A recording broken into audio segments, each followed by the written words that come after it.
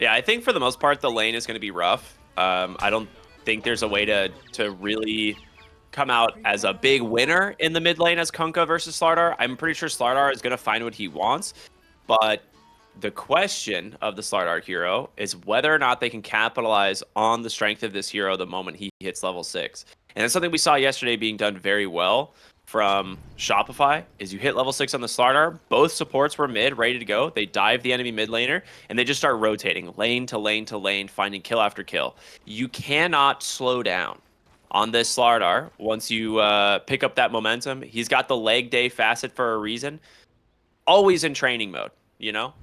Always chasing people down, trying to kill them, and make space for his team. Which, to be fair, the Slardar Amplify Damage is really good this game. I'm sorry, Corrosive Haze. It used to be called Amplify Damage, showing my boomer age here. But That's a rune now. yeah, so now it's quite good when you think about the fact that we have physical damage from the Death Prophet as well as the Gyro Flak. Yeah, easy to forget that Exorcism is actually physical damage. So, cool synergy there. Let's see if they can get themselves a first blood to start things off. They have more heroes top here, so if Nyx walks in a little too far, some trouble. Looks like it's okay for now. I think Boris saw the Death Prophet. Otherwise, you could maybe stick around and see if Silencer walks up the hill, get some free damage in. But looks like a quiet start across the board. Excuse me.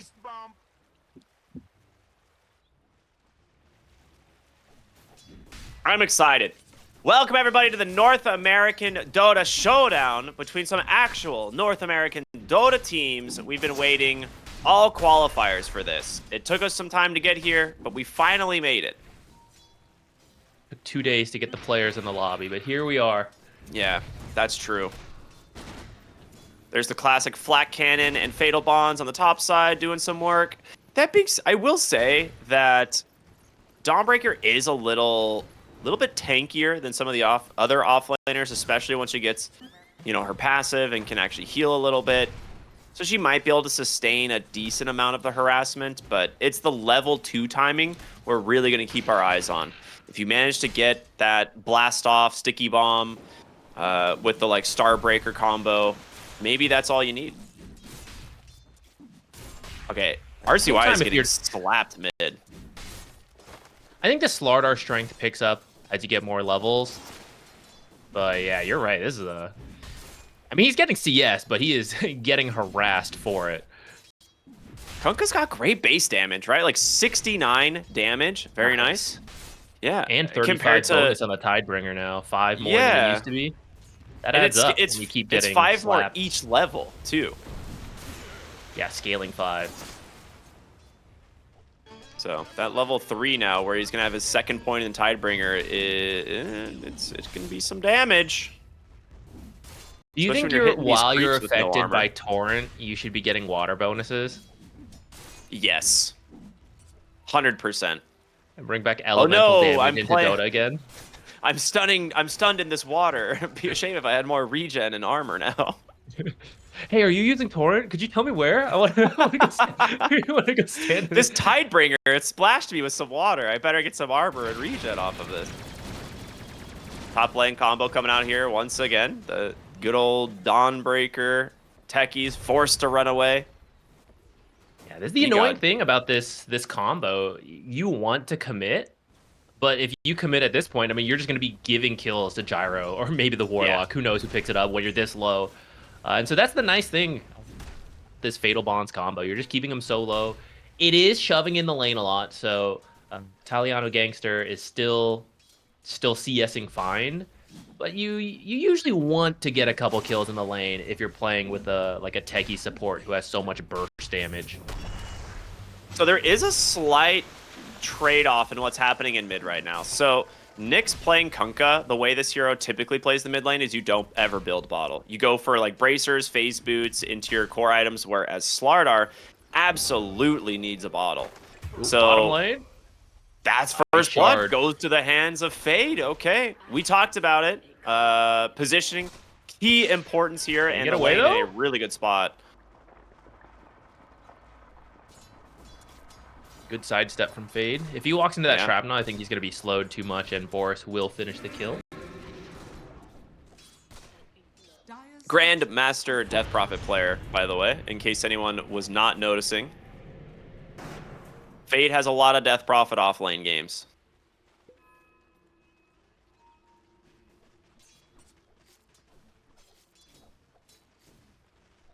Sniper is running around a parade behind him. All right, he's got some creeps coming soon.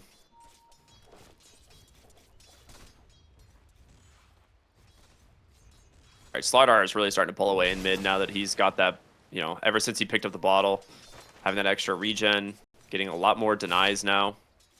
It's not going to cause too much problems for the Kunkka.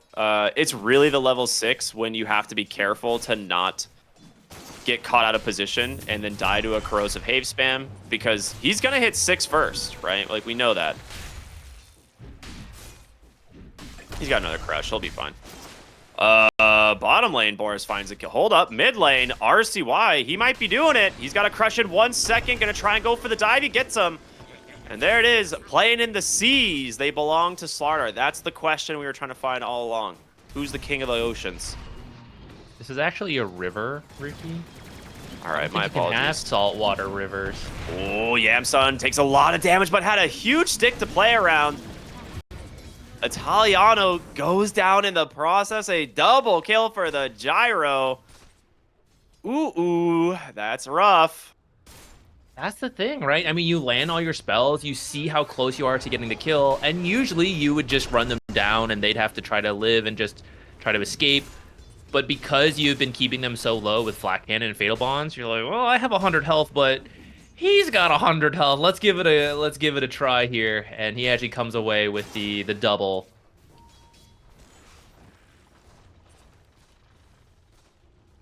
He's already back to full health because Speed is just there pressing W. Warlock, what a good hero. Q, W, easy lanes.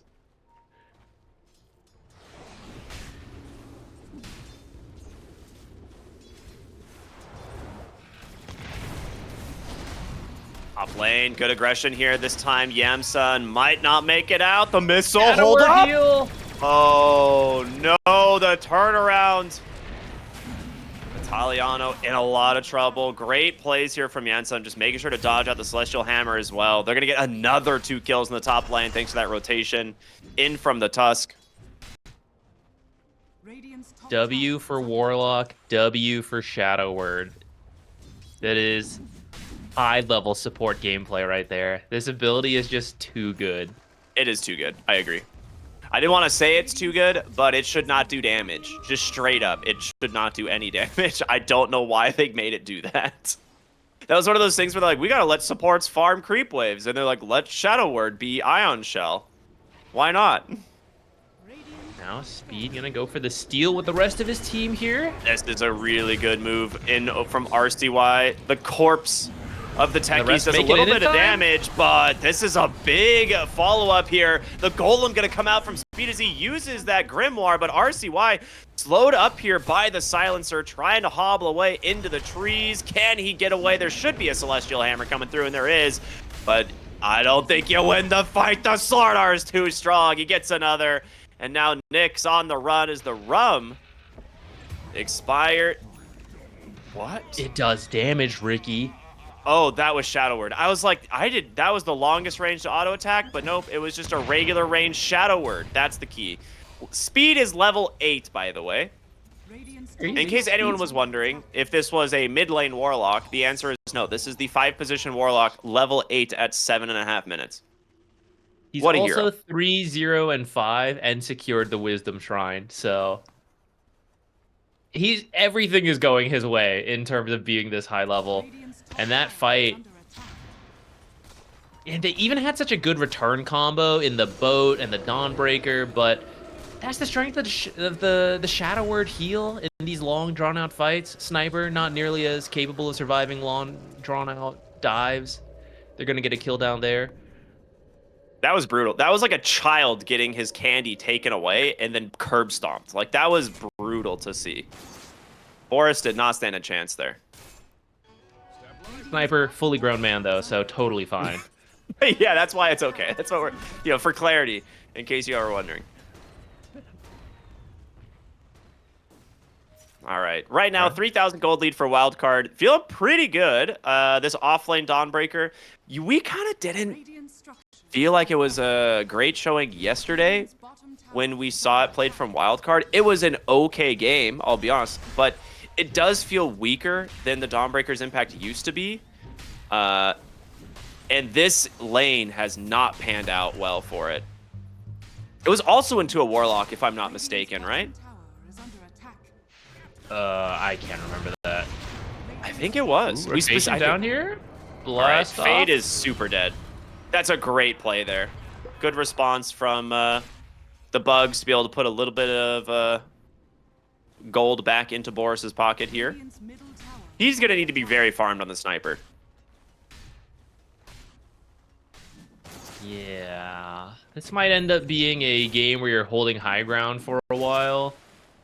And it's, it's not the easiest high ground push for Wildcard. So if they overextend on one of these tower sieges, maybe that's where 5BUGPIGPOLE can get back into this. Mid lane, they're going to drop everything here onto RCY. Dawnbreaker as well. Great Golem in response. Fatal Bond's going to catch the team, but there's no follow-up quite yet. And, well, BGod, he's ready to blast it off once again. There we go. All right, BGod's on the board. This time. That Fatal Bond flak lane just a little too effective against him, so he's a bit under-leveled. They're going to need to find a way to give him space since you really want the proximity mines up. It's not only great for early fights, but you get some map control over it since you just spread mines everywhere, and you can kind of tell where Wildcard is moving around. The scan actually comes out a moment too late, but they will know. Seen Sniper bottom that there's something up. They're missing on the map. Smoked up in the mid lane from Wildcard. They're going to run towards top, maybe catch the Dawnbreaker. A great choice of hero to gank thanks to the way the ultimate works. And with the Slardar Tusk, I don't know if he's making it out of this one. Call down. Oh, you missed the shards, maybe. He gets out of this one. RCY is going to try and finish the job himself, but does not have the damage quite yet. Looking for BGod now on the techies instead. A crush. It's up. Gets the bash. And a very good finish for him. They take down the tier 1 tower in the process.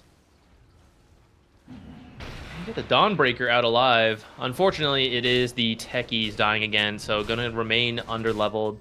So maybe that's good. The shortest death timer hero is the one that dies back on the map. Oh no, this is the big stack to steal. Uh-oh. This was BGod's recovery plan. Yeah, this hurts. It's actually a little slow. I feel like 5BUGPIGPOLE, they're not bringing anyone to defend it. I think that's one where you rotate heroes in. Did they not have teleports or something? I don't know. I feel like you should go defend that stack. A triple ancient? Pretty big. That was super rough. It was like a really wealthy person just went in there and took their life insurance away. I don't know. How did they come back? I know. True NA Dota. Yeah, that's what I'm saying. Like they're living up to the region.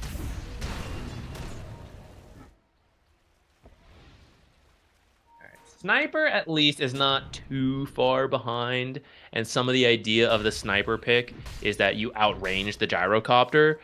The flak will probably hit the Sniper, but you only have so many flak shots. And after that, if Sniper is just outranging you, he kills you first. He does have ghillie suit too. You have to find him. So maybe he's out of sight. Okay, smoke up down here. Now, they actually have to be careful because a lot of Wildcard is down here, so they're going to react really quickly to this. The scan right on the money. They're setting up.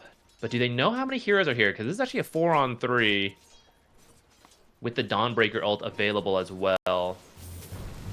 They will see Big Gnome. That Torrent actually catching. He does have the snowball. Invis on RCY finds everyone in the back. Yeah, you're right. The Invis on RCY, the global science though with a turnaround, will be able to bail out this Boris Sniper, but RCY waiting to go back in, hit him with the crush, takes him down. Speed still surviving. It's a 1-for-1 trade. Not a great one though for the Bugs, as Fade will also take the silencer at the tail end of this. Taliano, don't get bashed. Trying to run away. RCY is right here. There's no way. You can't escape in the rivers from a Slardar. RCY with the perfect rune there. That's really unfortunate for 5BUG. You just don't expect any detection, right? Because it's random on the runes, but the perfect rune to just find the backline, find the sniper, and you need the sniper just doing damage the whole time. So if he's having to run from the Slardar, from the Golem, then you're just gonna miss so much damage, especially because Techies is now finally 6 with that Wisdom Shrine secured, but you were missing so much damage without the proximity mines. Radiant's bottom tower is under attack.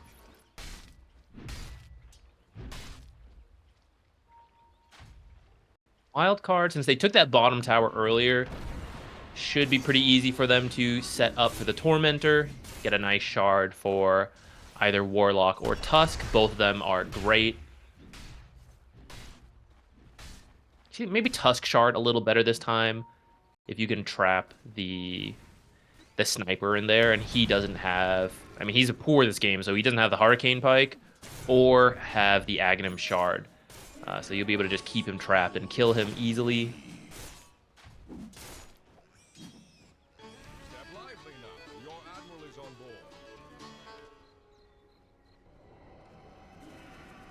Wow, this is a fast Tormentor with Corrosive Haze. Yeah, that's the thing, right? Like, Corrosive Haze just makes quick work of a lot of these types of objectives, things like Roche and Tormentor. He is... How do you... Oh, go ahead. I was going to say, I feel like negative armor is pretty good at taking objectives, right?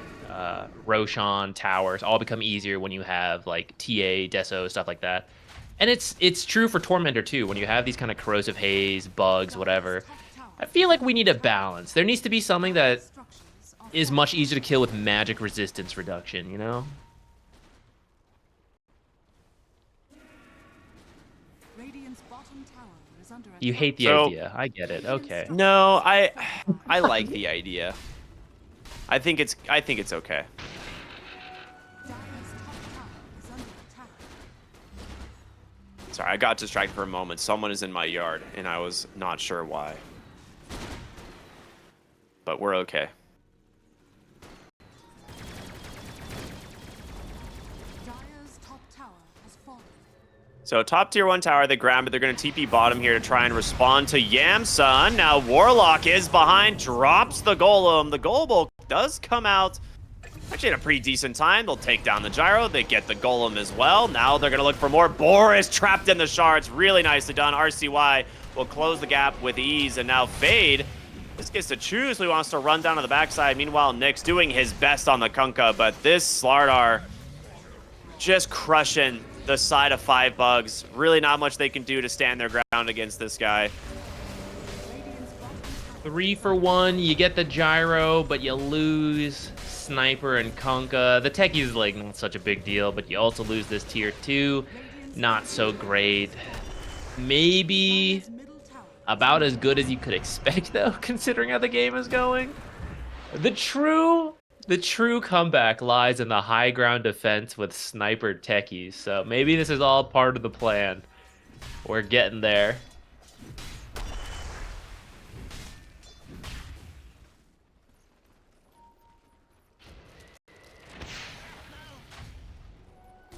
Yamsun has queued up the BKB, almost done, about 1,000 gold away. He's going to get a Satanic, and then he's going to go Divine Rapier. I like it. Pretty sick build-up. I can't ever see anything like that backfiring. Yeah, there's no way. Sniper on the high ground with a Divine Rapier. God, sign me up for that 80-minute game. I would love it.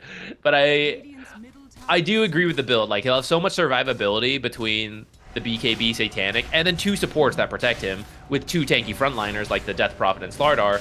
So I don't see how you would be able to focus him down and kill him to steal the Divine. Especially once he has the Aegis. Yeah, and here's the Roche take thanks to the help of the Slardar. The tag team from The Tusk just makes quick work of it, and yeah, an 11,000 gold lead now for Wildcard. They have just been slowly pulling away. This is kind of where the sniper pick is a little questionable, right? Like you have this Slardar who is very good at just diving the back line and staying on top of his target, and you don't really have a lot of stuns to tell him no. It's not like you can just you can't just wag your finger at RCY and ask him to politely stop killing your sniper. I don't think he'll do that. He has to respect it if you say please. Dire's bottom tower. RCY is a gentleman. I see. Yeah, it's Okay. like, please stop killing him, sniper. Oh, Anybody else, sir? okay. You can choose any other hero, Dire's but please, not Can I- this man or think- child-sized man. I think if you tell him you can only kill sniper after you kill the other 4 heroes, he'd be like, okay, that's fine. I can do that.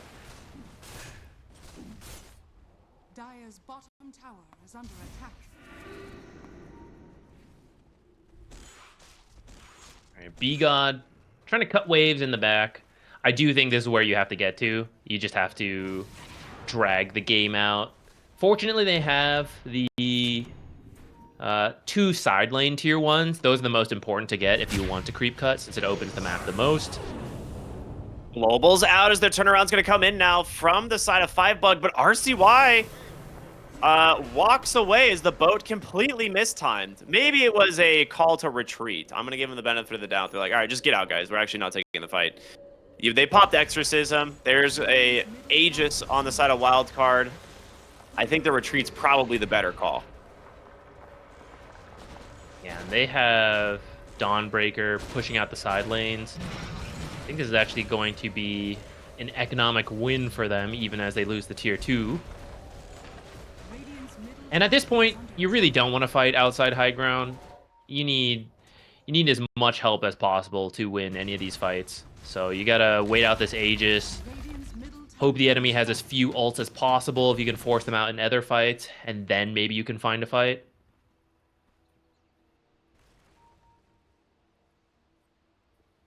Italiano is really waiting for this Wisdom Shrine. They're like, guys, we're going to get our first Shrine of the game. Okay, this is the moment. They got one earlier. How dare you? Did they? Okay. All right. Now got the- Italiano is dead, though.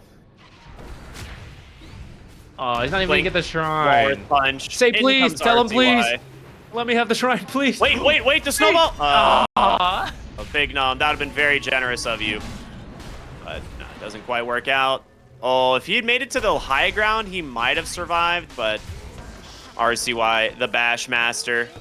Radiant's top tower is That would have been funny if he did get the shrine because of the snowball. It's a good idea. I actually think you kind of have to go for that, but it's smart on Wildcard to realize what's going on. Don't let them get this stuff. Keep them trapped on their half the map. Every time, even if you don't kill the Dawnbreaker, but you force Dawnbreaker to TP home, right? You're just restricting them onto their half of the map. And not really half, it's more like, their base and the 10% outside the base.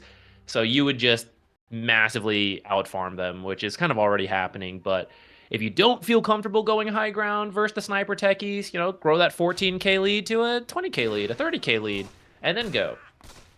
Yeah. Okay, I'm with you. How does I keep forgetting the name of this team because it's like there was 5 rat 4 staff for a long time and now we're 5BUG 4 staff. Like Amalgamation of words just chucked together. Yeah, so the 5BUGs, what is their comeback here into this game? Boris actually might be dodging the sickest gank of all time. He just needs to keep hiding in the trees, Boris. It's too late. It's too late. He does have the shard as well as a 4 staff. He's gonna get bailed out potentially by the Dawnbreaker, the snowball. However, will dodge Italiano Gangster. And now you get the bonus kill. The Dawnbreaker delivering herself right to your doorstep as RCY just taunting him at this point. Maybe that works on the land, but not on Slardar's home turf. Okay, that opens up the high ground because to answer your previous question, your hope is that they jump onto your high ground and walk into 5 mines, reducing their magic resistance to the negatives and maybe you win a fight off of that while Sniper sits under the tier 4s and ho ha is away. So anytime you kill the Sniper, it makes the high ground push a lot more comfortable. If you get I guess if you get anyone really, but Sniper especially, I think is the danger, since Sniper previously was the top net worth for his team. And in a lot of these fights, we don't get to see the Sniper's damage because they're just getting on top of him. But if he is actually attacking in the back, he will do some damage. I mean, that's swiftly dwindling as Wildcard continues to grow their lead, but it's like the last avenue that 5BUGPIGPOLE has. I don't know if you can hear it, but there's a leaf blower outside my window right now, and I'm trying really hard not to have it take over the stream. But it is making it really hard to watch this game. They're gonna find the silencer here on the bottom side. Fade commits the ult, won't be able to finish the job himself. But they will look for Italiano as the blink in from RCY. Very easy follow-up. And there's the Yules we talked about. All right, good stuff. Able to very easily dodge out the Kunkka combo.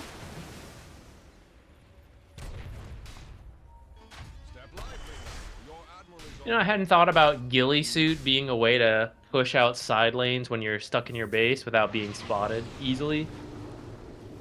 Something kind of useful, though they've already got the Tusk looking. Bignum's been doing a great job of this. He's the one who goes back first to find whoever's split pushing, and once he finds the target, someone else TPs in, and then they just, you know, finish the kill. And there's no chance for like a BKB TP out because the Tusk is the one looking. I don't think they even have any BKBs yet, but when it becomes a thing, it won't actually be a thing since you've got the Tusk punch. B-God now doing what every techies does in this type of scenario. You mine the high ground, and you just hope that you can tidal wave some enemy hero into it. And it might work. I'll be honest, it very well could work. So we'll see if all the time he's going to be spending in the base will pay off or not.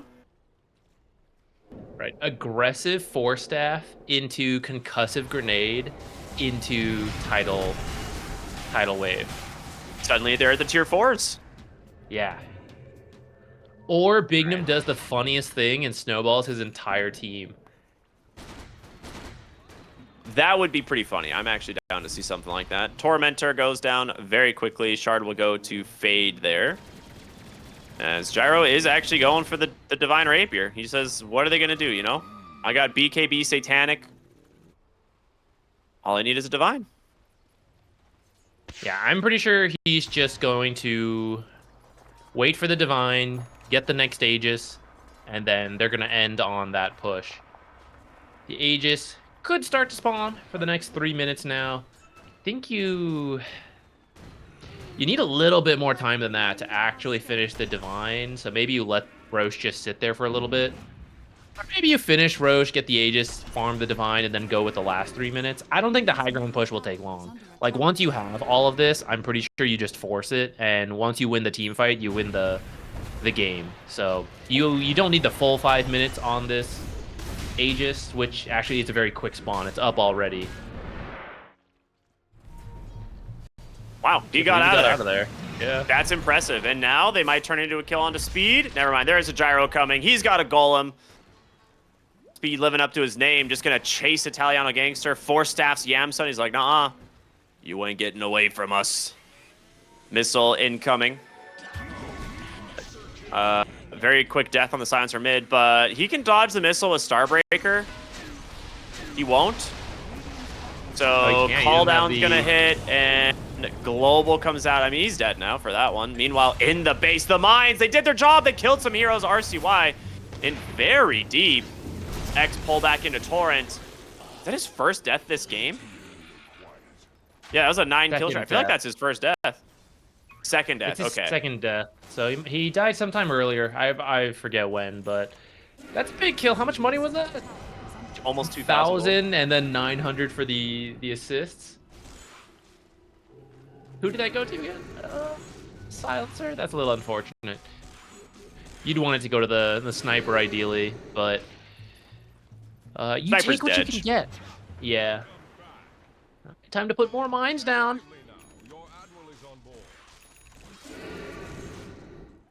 Yamson's got the Sacred Relic. So at this point with Slardar, when Slardar respawns, I think you go do Roche, spend another minute or two finishing the Divine Rapier, and then we see them go high ground.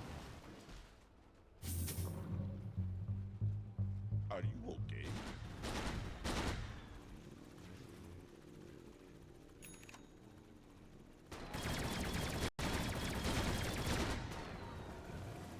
Beat is going for a blink.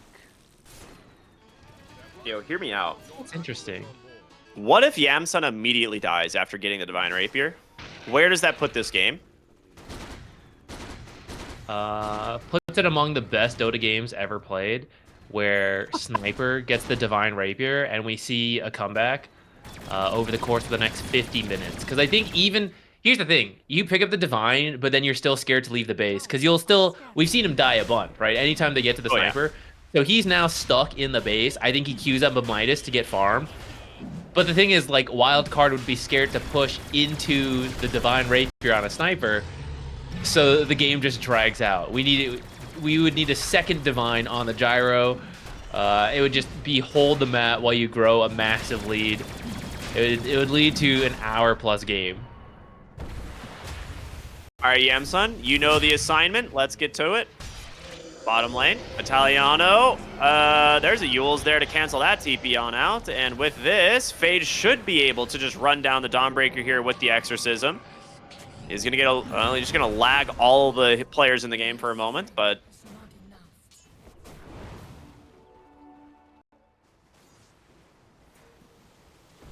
Italiano, I know it looks like he's died a lot, and he has, but I think this is his job for the team. Like, everyone just has to try to get out on the map and cut waves, push it as far as possible to drag this out. And he's the primary target to go for. Because if you go for someone else, Dawnbreaker might ult in to save. So you have to kill the Dawnbreaker. And once they start going on the Dawnbreaker, there's no real way for him to get out. ooh, that's a good tidal wave. Vignum in a rough spot. Boat's gonna come through, connects onto several heroes, but the downside, you just don't have the damage, and now Wildcard walks away with a 3-for-1. Oh, if you get the Aegis there, I think you put the fear in Wildcard, and they may not push again with the Divine, not wanting to risk it. But the fact that he barely lives, Warlock healing in play there. Now you just go again. I wonder if Italiano didn't have ult, because it feels like that was a situation worth ulting just to keep heroes in your base slightly longer. Okay, Boris. That looked like illegal gameplay. I don't know. That's Black almost killing Dawnbreaker as she gets into the fountain. All right, that should be the base break that we've been waiting for. Wildcard lining up all the timings, Divine Rapier on the Aegis, and we see why they wanted to do it, because actually it was kind of close. If he didn't have the Aegis, he may actually have died and dropped the Divine Rapier. So the Aegis gives them the comfort so that in the worst case scenario, like we kind of saw there, right, you just come back and you play it safe. A lot of mines. Yamsun, he's gonna get tidal waved into more mines. Stop going forward, man. Stop going. Okay, tidal wave the other way. All right, never mind. That's not that won't help. Meanwhile, RCY gonna continue the chase. Just blinks in with a harpoon, pops the BKB, gonna chase down Italiano, Gangster, and the Divine Rapier flack.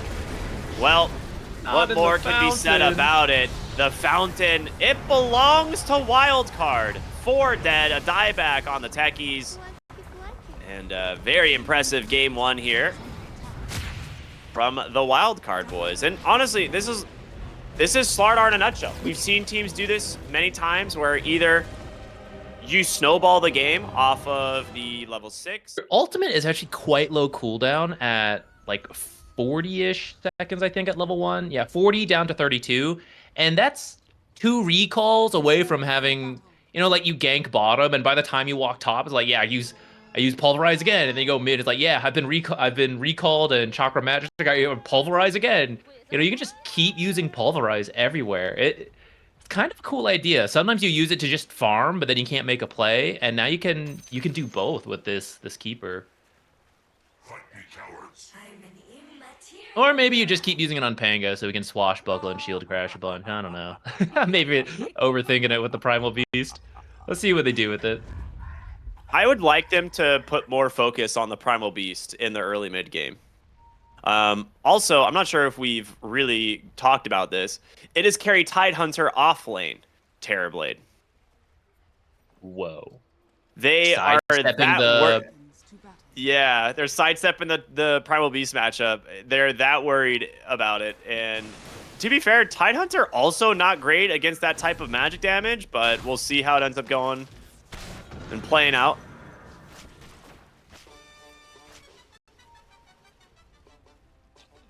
It could wrap around angle, but they don't actually have any form of initiation, and I don't think Muerta was far enough in front to use Deadshot to knock Coddle back, so ends up being no first blood, and maybe now Boris actually being Wait a minute. the target of a kill here. Onslaught traps him to the side body a little blocks. bit. They got him. Yeah. Very nicely done. And on the backside, this Ringmaster nearly kills Empyrean. And if he gets another Impalement Arts, which he will, he's going to do a ton of damage. He even has a Blood Grenade that he can force, but Empyrean will have to drop the Shadow Word on himself, which means no Fatal Bonds for the lane.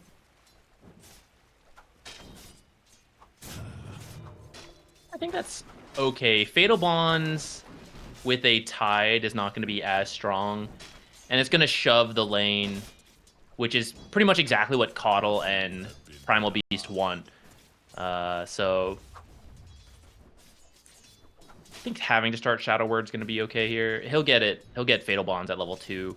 And that'll line up with Anchor Smash, which is, maybe a better timing.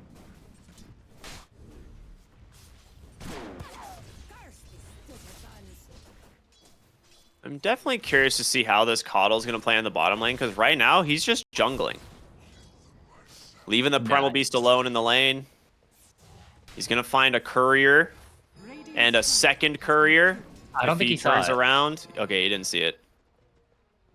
That would have been huge, actually, killing both of these heroes' couriers, but... Oh. Quick pause. Some lag, says Yamsun. All right. Likely excuse. Yeah, this gives us a moment to quickly talk about this lane swap, which I think is pretty cool. Yeah. We talked about Terrorblade dodging the Primal Beast and Coddle, but it's also pretty good into the PA as an offlaner, which is why we sometimes see, like, if the PA gets picked really early, we see the Terrorblade response come out quickly as well, because you could flex it, carry your offlane, and if it does end up offlane, you have so much armor versus the PA that you typically do fine. Now, Ringmaster does have a lot of magic damage, but some of it comes Still from pipe. Impalement Arts, which is percent damage, and Terrorblade has such low health that it's like, it's actually not as much damage versus me as it usually would be. So it's a cool idea to bring it up here. How it'll affect the team damage, though, I guess it's fine, because Fatal Bonds helps you cover the lack in damage of having a usual carry. We see a lot of Tide carries just be offlaners, really, from the safe lane, and we see a lot of Terrorblade offlanes just be carries from the offlane. So I think the damage will sort itself out after you finish another item after the pipe. Agreed. So you got to get to that point. I think I'm perfectly fine with this lane swap. Like, Vlad's Tidehunter first item, super typical.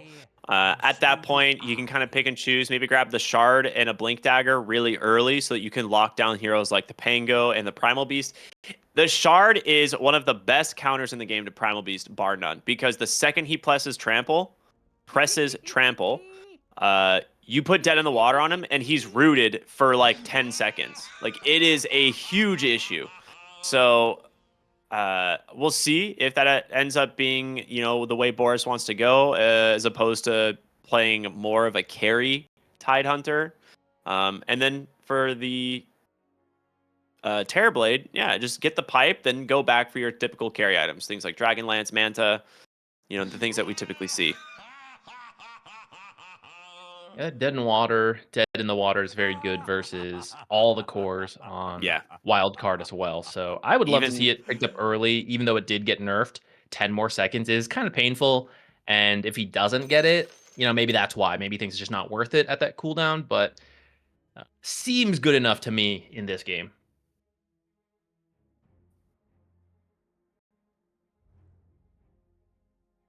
Really lagging here on the side of Wildcard, it seems. Having a quick discussion about how to solve the lane issue now. All right, there we go. The G comes out from both teams, and we're jumping back into it.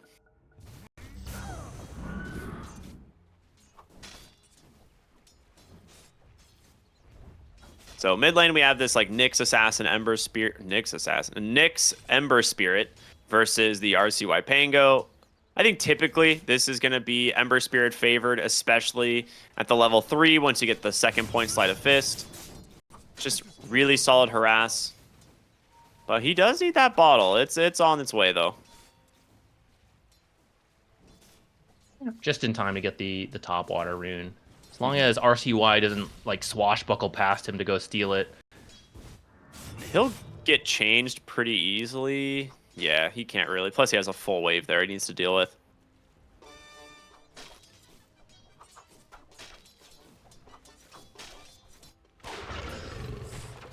Top lane, they get some damage into B-God with the level 2 advantage, but he's next to his tower, so he'll be fine. Just need to use some tangos. They didn't manage to make a hard pull. Maybe didn't want to. Feel like they should have been able to make it.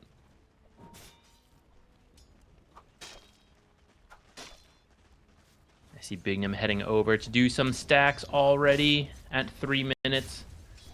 So pretty early stacks, but someone like Keeper allows this to happen because you can use your spells to weaken the camps, and then as long as any of your cores have some AoE, they can do it a lot sooner than they usually would be able to, especially someone like Primal Beast, which we don't see too often nowadays, but his AoE damage in the early game is exceptional for doing fast stacks.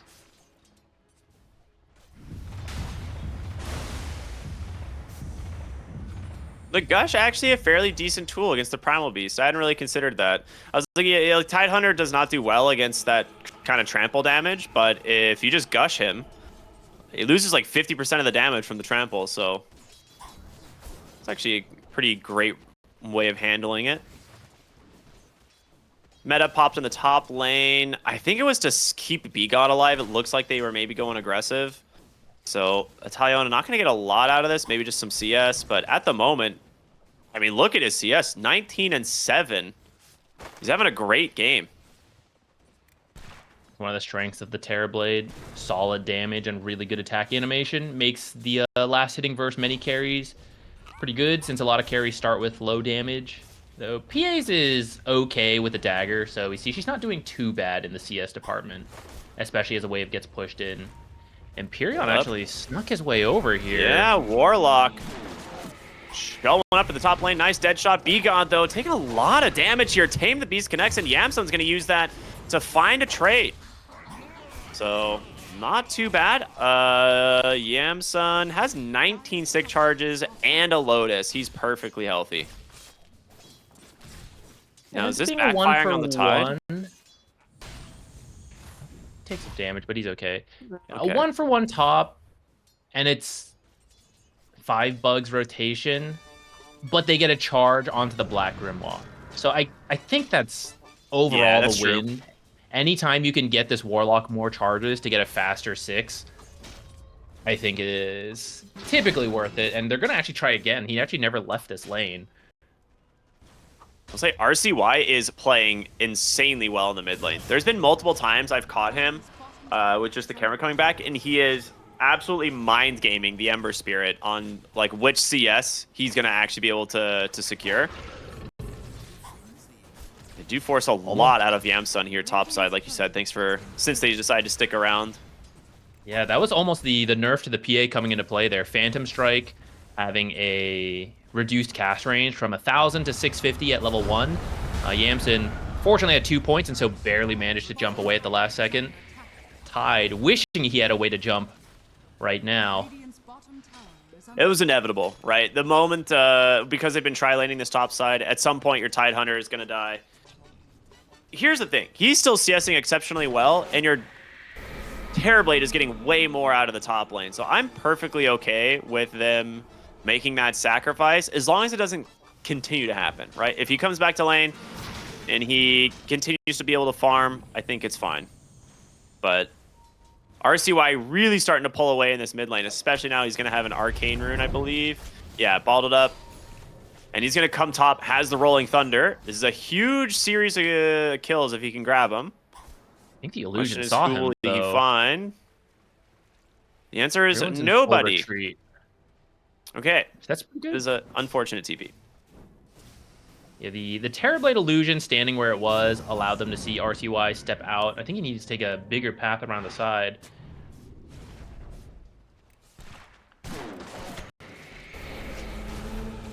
Feared in, gonna walk right in the silent throws the strongman tonic to try and give himself some space. Great tame the beast, but do they have the chase? No dead shot for another second. Speed might be able to get out of this one. Yeah, saved by the raindrops. Good call to try to make a play since you know Pango rotated up and then walked back mid, so he can't make another play to help out. But unfortunately, just lacking a little bit of damage to finish the kill. It'll at least make him go back to base.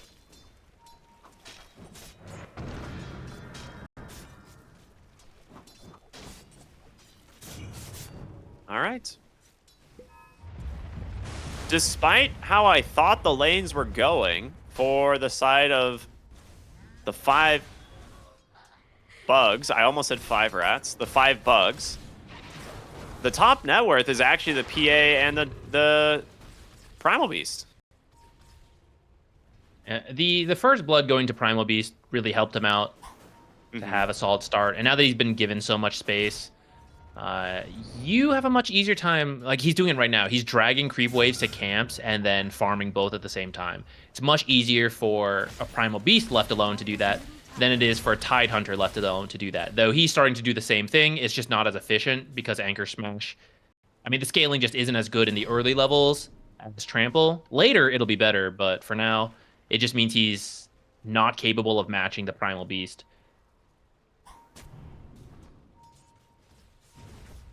Bignum's been making stacks in the meantime, so at some point when either the Primal or the Pango go back for that, it'll be a nice boost in gold.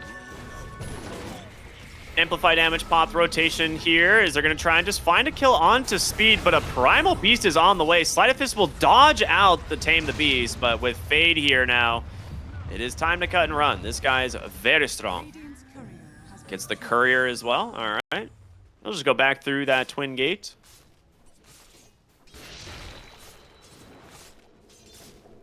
Gotta say, interesting Solid build from Bignum, choosing 3-0-2. Usually what we see is like a 0-1-2 build into 1-1-4. But I guess opting for more Illuminate damage to either farm himself, which he has been doing, we see him the richest support. Yeah. But also, it does a good chunk of damage versus a Terrorblade and a Tide Hunter. Both heroes very resistant to physical damage, but not so much the Illuminate. Yeah, I think looking at the state of the game and who they're playing around, like, they don't really, like, have a hero like the Storm or the Ember that he needs to follow around the map and make their game, right? You have this Pango and this Primal Beast, which, yeah, they benefit from it, but it's not nearly the same speed. Dying to an Ancient camp, and Nyx is going to be here to help try and clean it up. Does get out for the moment. Nice whoopee cushion, but I don't think he's making it out of this one. Now the question is, can you defend the stacks? Boris is here, RCY coming in, and now Bignum should be able to recall in some heroes if he needs. Yeah, so they're just going to back away. They do not want to risk dying on these stacks. They get the Terrorblade in exchange, though, in the top side, as the Primal Beast makes another great rotation. Maybe they will get B-God. I think he stuck around trying to absorb some of the XP. Bignum went Solar Bind, not Recall. I just saw it cast on the Wildcard, and I was like, that's a Solar Bind. Wait a minute. So, okay, that makes sense why he's going the Illuminate then. Absolutely. He's looking for the damage. And again, it's versus the Tide and the Terrorblade. So far, paying off. It is going to slow down the pace of the game that we usually see from the recalls, but he's going to be another core. He's playing this as like a like a pseudo mid of old time, right? Like that's the idea behind this, I think. Fear gets Yamsun back into the enemy hands. Their golem gets dropped. They commit everything. No creep wave. Good recognition on the timing there from the 5 bugs, knowing that there is no creep wave for him to blink to. All right, another change in the build. Terrorblade is going to go straight Manta. We used to see more pipes. It used to almost be standard for the offlane Terrorblade to get pipe.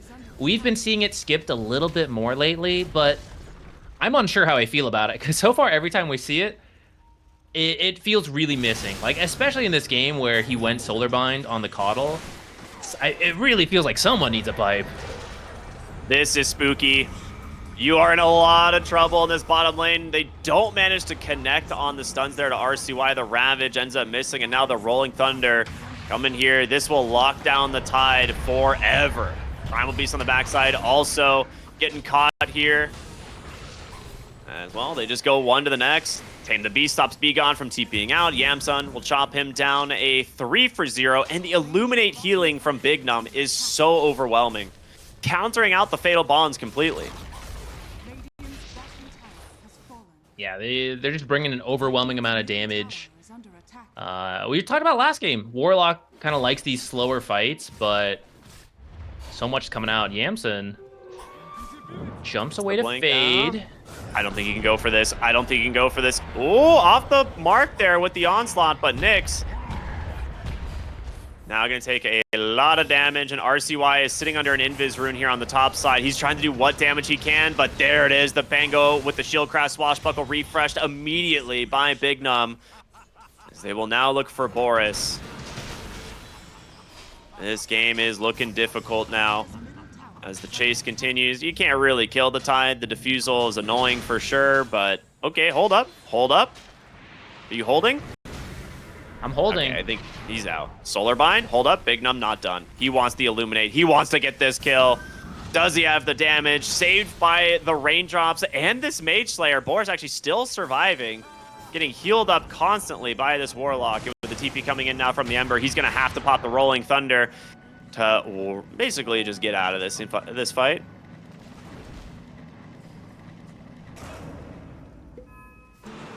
I mean, that's so much space.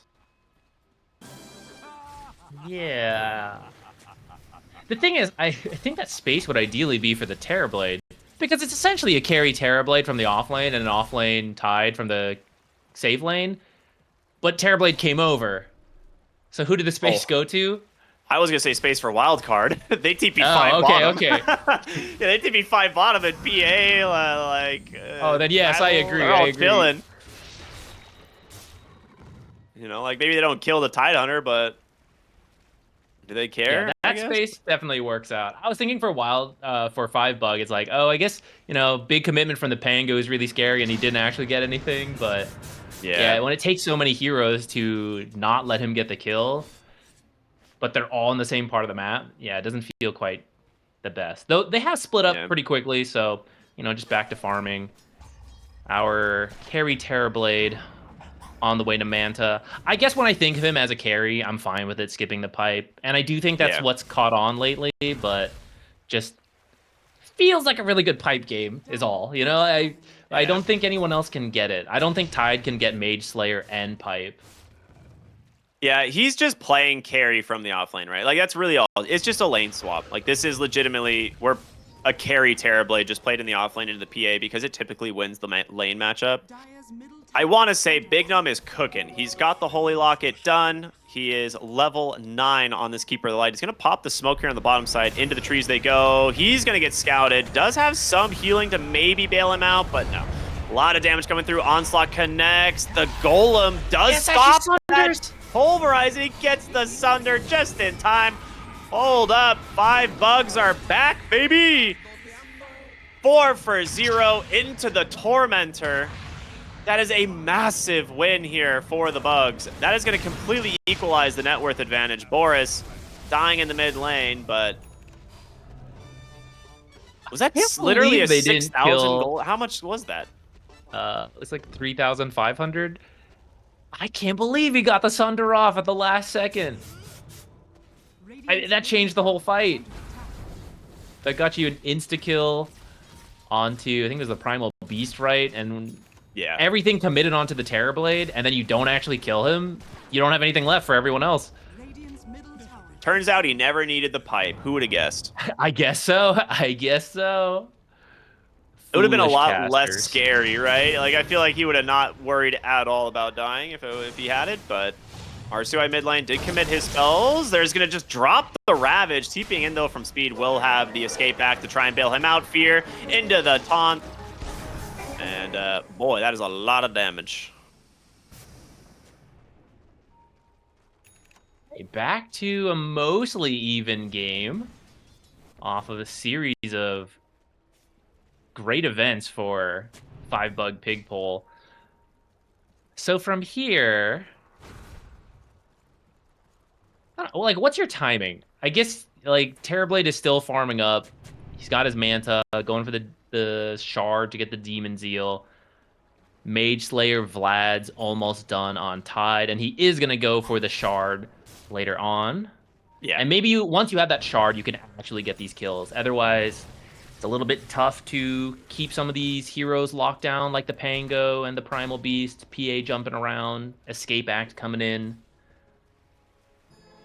Primal did rush that BKB, so it does give him some survivability in the fights, but we've already seen this Golem cause some issues Radiant's bottom tower. with his Pulverize. And after they got that Tormentor, the Shard goes the way of the Warlock. He actually manages to pass the Keeper of the Light finally. It's really Nyx who is struggling on the Radiant, right? Like, he has very... Okay, his name is confusing. It's the Ember Spirit, played by the player named Nyx, who is struggling. All right, let's clear that one up, all right? No issues here. Golem, not going to be popped. RCY gets the Rolling Thunder off, and he will clear the wave and blink away. Both teams down here. You should be able to force the tower as 5BUGPIGPOLE here now with no roll. And it looks like Wildcard agrees with that. They're just going to split up, try to farm efficiently while they give up their tower.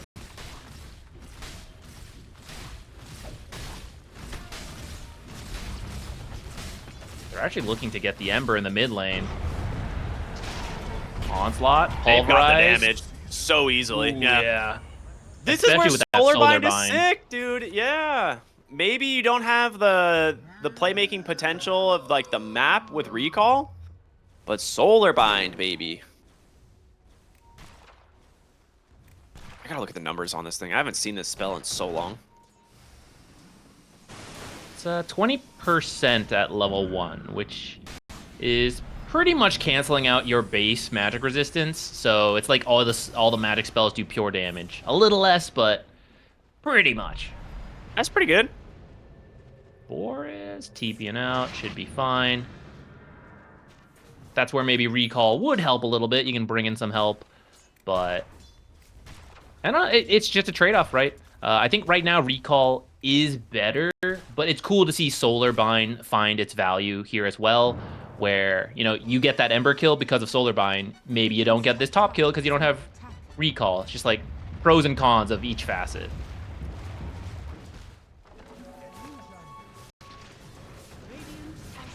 Top side, TP in here from Nyx. Dead in the water. Yamsun's forced to BKB TP, but guess what, baby? There is a Warlock there. Ready to cancel. Rolling Thunder, gonna make some space for him in the fight. You need to kill this anchor. All right, never mind. It expires, but Nyx in hot pursuit here. Pulverize is available. The Ravage comes out. It takes down the Phantom Assassin at the tail end. Big Wheel of Wonder there to slow these heroes up, try and allow this Primal Beast to escape under that BKB. Boris, or B-God rather, on the Muerta, trying to stay on top of them, but they can't. They don't have... Oh, there's a free tower there. Hello. I think for that's Ember? pretty good for... I think so. Yeah. You also get the first BKB out of Yamsun, and he doesn't do anything with it. And in fact, he even still dies to the Ravage at the very end. He almost made it away. I'm even looking for Fade now. They have Dead in the Water available. Primal Beast very slow at attacking, so can't really kill this. You never kill this. This is the escape back? existence. They have an Atos. Okay, still dead. Yeah. I'm so glad he went dead in the water early. It is a dream game for this item. Or this ability.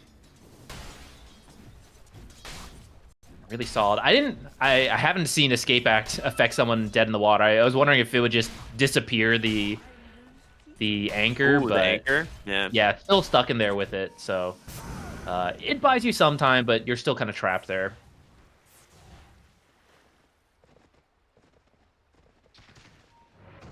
Okay, what's speed going on the Ringmaster? Because I've seen a couple different builds. Sometimes it's just like Glimmer Cape to make Escape Act even sneakier. But this time he wants an Atos. More catch for some of the heroes on 5BUGPIGPOLE, I suppose.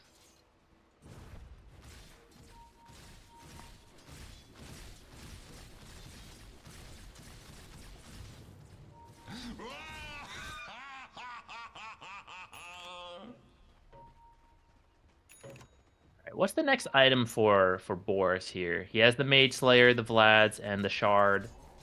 I think Blink is on It's the just way. Blink. Yeah, it just has to be a Blink into Aghanim Scepter. That's his build.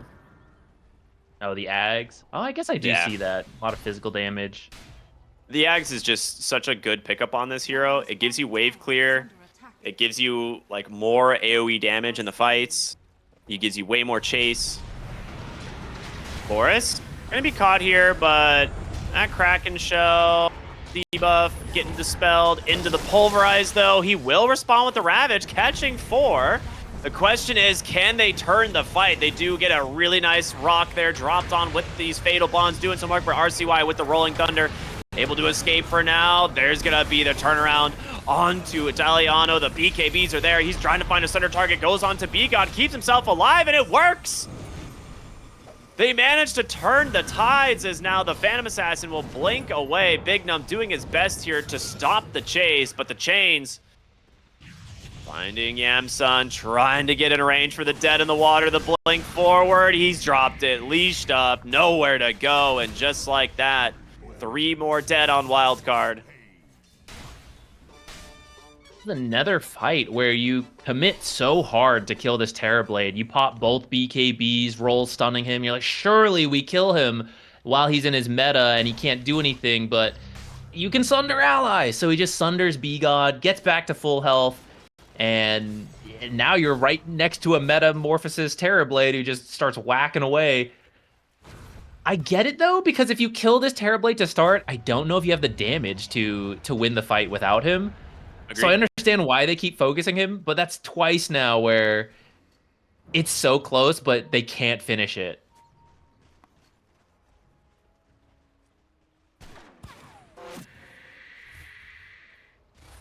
Does that change?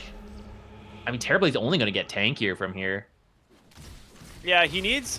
The Hurricane Pike's going to be a really useful pickup for him, but... I don't know. It's like at some point maybe you can burst him still with heroes like PA, Pango, Primal Beast, but the Warlock Golems have really caused some issues for them in these fights. Yeah, the BKB piercing stun from Chaotic Offering is really nice as a way to... Like, your Terrorblade's being chain stunned, but you just need to give him like half a second to sunder. And the Golem stun is usually not long enough to mean too much to like set up chain stuns, but it's enough for the sunder, and that's really been saving them in some of these fights.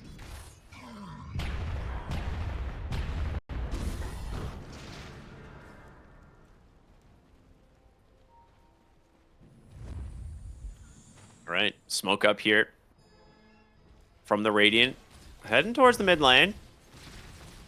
Gonna try and reconnect with their Tide Hunter.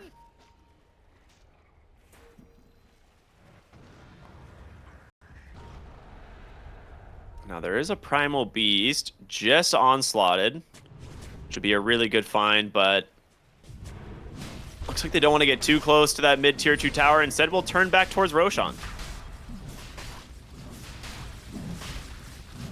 They set up some wards. It looks like there was a bit of a miscommunication. They both placed wards in the same area at the same time. Unlucky, but it does give them great vision to secure this, and even an amplified damage rune. When it rains, it pours. This is going to be a huge power spike for 5BUGPIGPOLE.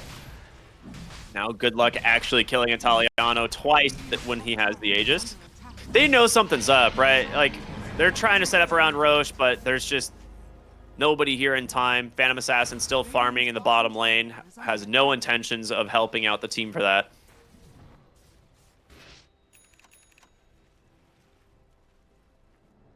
Looks like Boris is still deciding on his item. He's got 3,000 gold.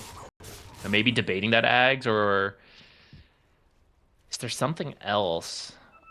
Armor goes a long way this game, but so does magic resist.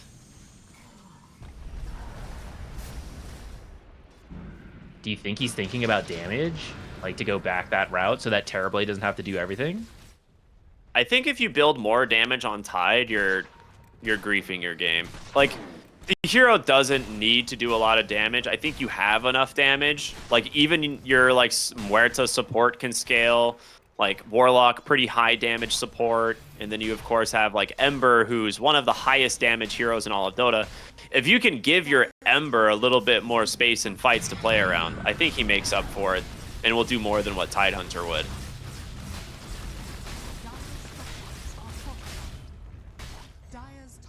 Okay. I could see that. It certainly seems they have enough tower to, or enough damage to take this tower easily off of this. Carry Terrorblade from the off lane. Yeah, it looks like double BKBs. That is a lot of strength. I mean, you can ignore most of Primal Beast damage, a lot of Pango's damage from the roll. Ringmaster's pretty much completely ignored once you have a BKB. You just have to consider the escape act. Yeah, that's true. So a lot of strength coming in as they finish those items. It's a really good illusion rune. What if we solar bind that illusion, though? Get wrecked. True, true. All right, that looked like an Ags on Muerta. That thing came from downtown. Oh, it's not even up. Okay, that was just quite yet. Super long range. Almost there. Yeah, I feel like you lined this 800 gold away from Aghanims on Muerta. Shiva's is like 1,000-ish gold away on the Ember. BKB's about 1,500 gold from Terrorblade, right? You've got 2.5 minutes on the Aegis. I think you can take 2 more towers, finish all these items, and have maybe less than a minute to potentially push high ground with all these BKBs, Ags, everything. Dire's middle tower has fallen. Shadow Word just like healing the main Terrorblade and all of his illusions near him is so nuts.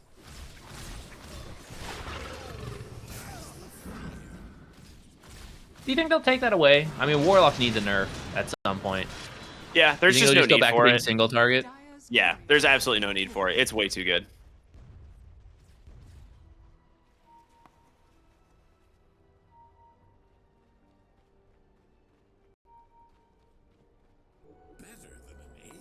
Wildcard just trying to avoid everything right now. They're splitting the map, trying to cut waves, farm the sides. Doing a good job avoiding so far. Agreed. Yeah, the team fight's really tough right now into Tide and Warlock. They just have much better team fight, especially with that Aegis.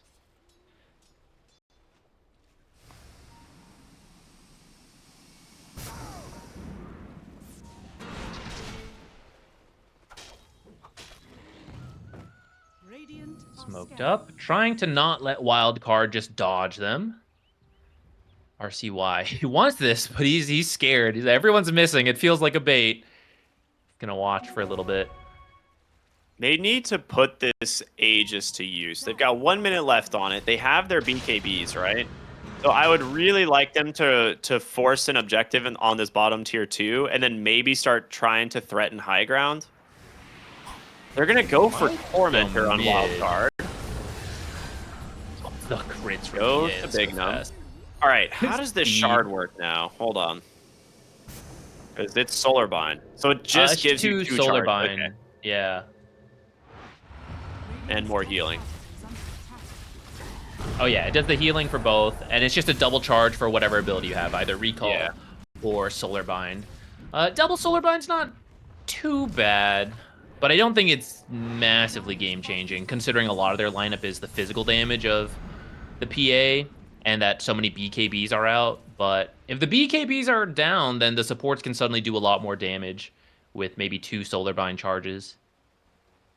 I guess the slow is maybe the best part of that Solar Bind, if they don't have a way to dispel. Wildcard has done an exceptional job of wasting this first Aegis.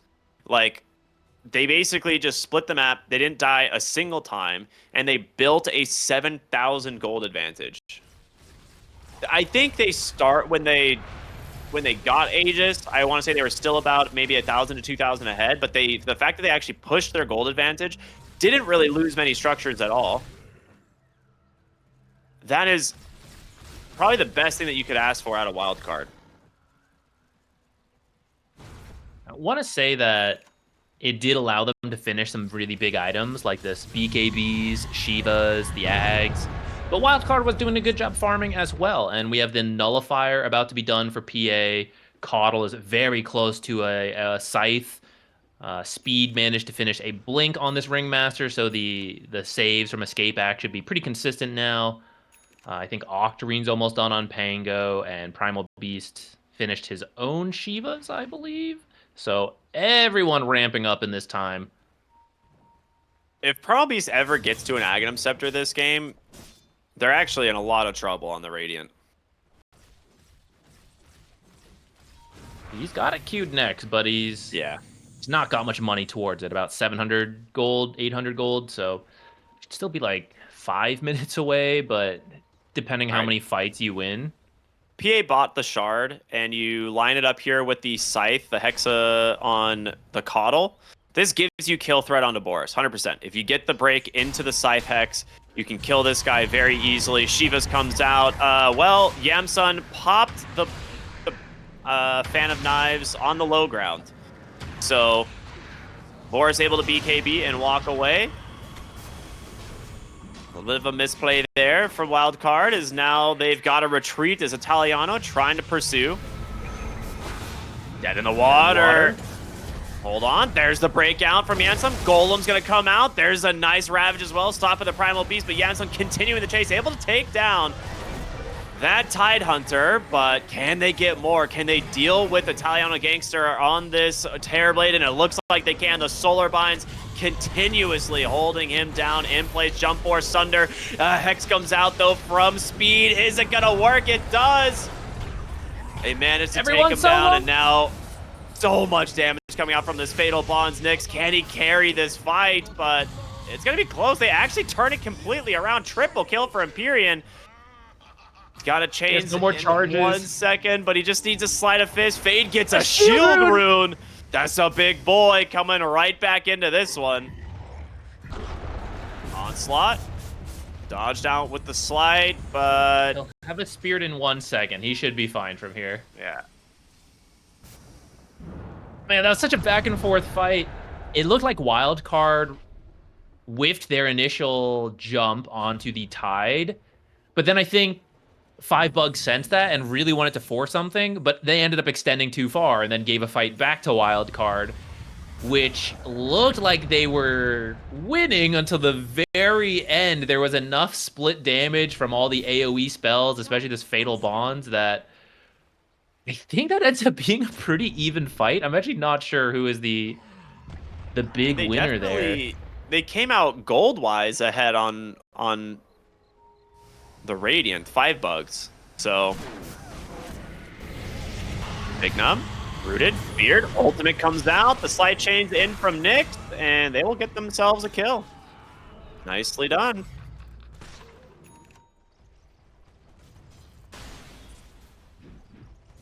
Where's the Roche?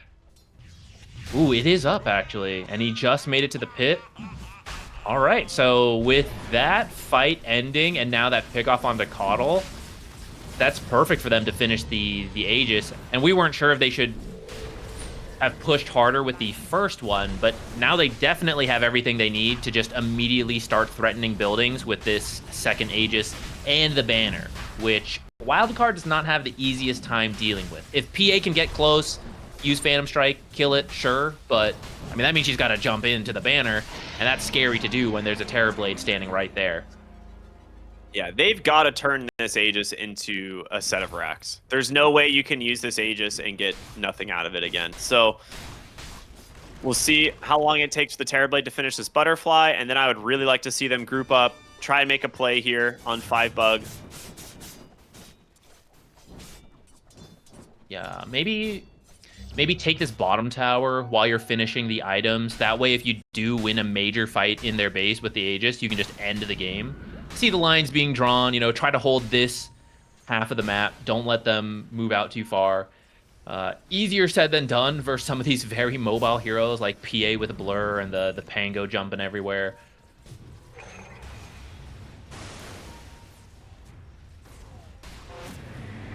Just putting the fear in the coddle. It is tough to push high ground into Keeper. You'll have to commit the banner. If you actually... So I'm surprised the catapults are actually still live top, but catapults with the banner, I think, is really strong, and one of the ways you could deal with this Illuminate spam, since the catapults stay focused on the tower, they don't get creep aggroed out like the regular creeps. But now you'll have to wait a while for the next catapult, and I don't think Aegis will last long enough for that. There's smoking towards the bottom lane. Finding Pango would be huge because he is a big part of their high ground. R2I with a roll up into the Rolling Thunder. You could Golem, but it will blink away.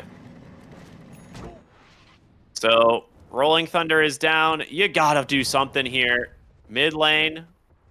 Nyx is back, looking for an opening. We'll see Fade here on the Primal Beast. Instantly pops the Uproar to Dispel, and he's gonna back away. Now, Phantom Assassin on the top side, trying to just cut waves. This is exactly what happened on the last Aegis. Every lane constantly being cut from Wildcard. They need to commit somewhere. I feel like bottom is a pretty safe push, right? Just get some vision in the triangle, take that tier 2, and hold mid and bot. They were trying to finish the Ags on Warlock, and I think a 4-staff's coming from Huerta. With this, I really think you got to start sieging up. You don't have to, you know, full dive and everything with these items, but you know, get the poking, get the banner down. Yeah. Meta is popped, half duration left.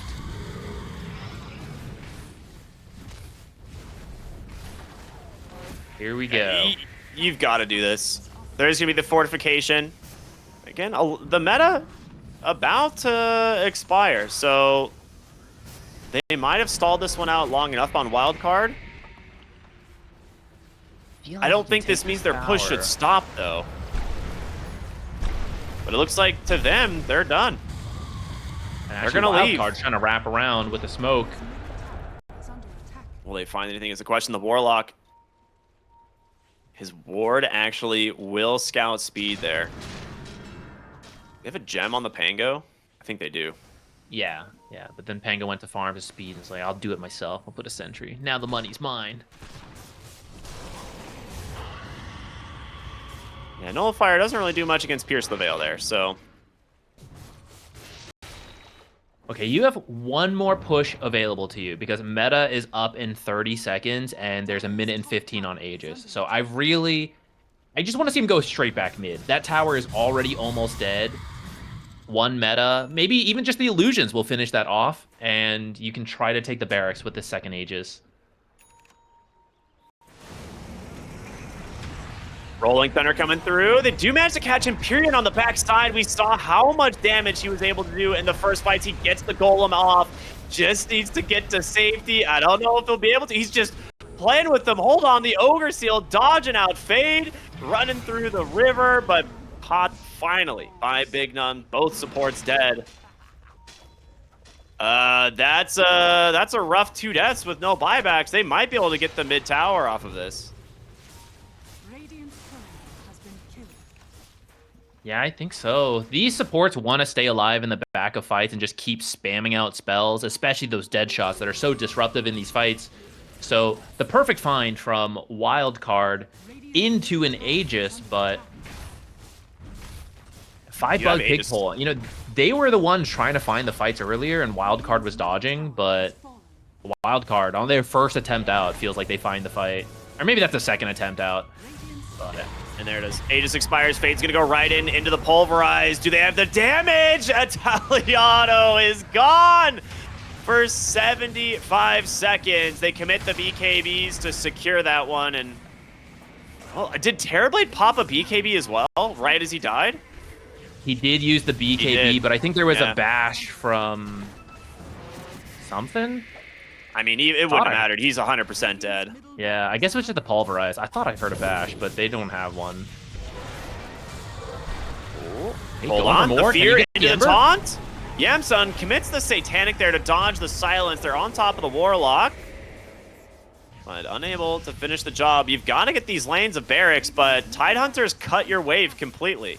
So during all of this, you get a big kill onto the Terrorblade, but they do not have any waves to play around. So a really nice stall tactic here from the 5BUGs.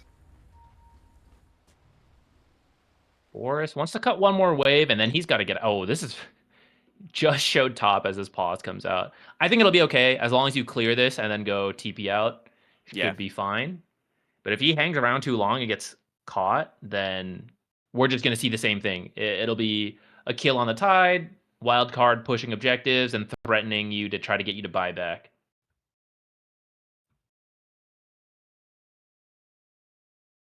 Where are we on the Roche? 2 minutes away. So far, 5BUGPIGPOLE has managed to get all of them. Yeah, but you lost your mid lane of racks. You're 11,000 gold behind now. You lost the tower. You didn't lose the barracks quite True. yet. True. Yeah, you lost the tower. I will say, in a 5v5 straight up fight, I still favor 5BUG if they're able to get... Me too. The initiation correctly. Like, if it starts with like a decent ravage into like fatal bonds and golem and stuff like that, it looks pretty good, especially with the damage coming in from this Ember Spirit. But these last several fights that we've seen have just been them committing so heavily on Wildcard and just deleting this Warlock or, you know, in this last engagement, the Terrorblade. Yeah, the tricky thing is that the fight needs to go a certain way. You need Terrorblade standing and attacking in his meta. So you either need the Tide to bait that or the counter initiate when they jump on the Terrorblade. And that will allow the Ember, Muerta, and Warlock to spam spells. But Wildcard keeps finding these other heroes first. Like now, starting on this Ember. Terrorblade's dead. No, Terrorblade died. They caught him on the backside. No. This fight's already over, and now they're going to look for more. They've caught both of the supports, trapped down, easily rolled through by RCY, and now Boris on the run here has a BKB, but no teleport scroll. So Boris is going to just try to cut the wave and do his best. He's broken now by Fade, and in comes the Phantom Assassin. They will get themselves their 4th kill. Nick's going to try and cut mid lane. They're doing their best to stall this one out, but with 4 dead, it's not looking easy. That's why Phantom Did they fix the Roche timer? Did they?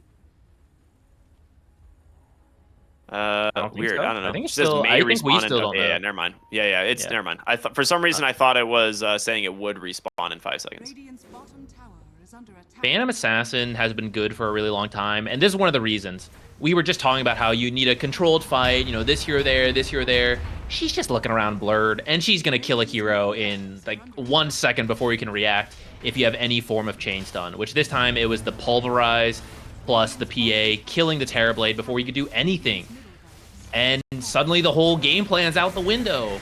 Mid-rack should be dead. Bait the BKB. Back to defend.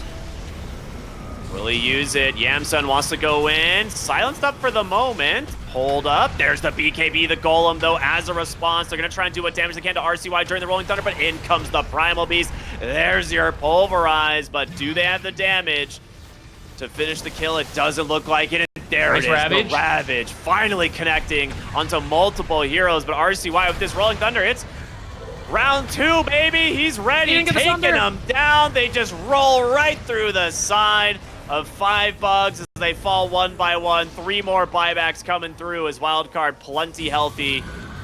The refresher, Pango roll did so much work in this fight. Wildcard just keeps finding the right targets. Fade. You know, he can make this space. He's got so many saves on his team. Maybe he's still sticking around a little too they're gonna long, turn. or is it all part of Yeah. the bait?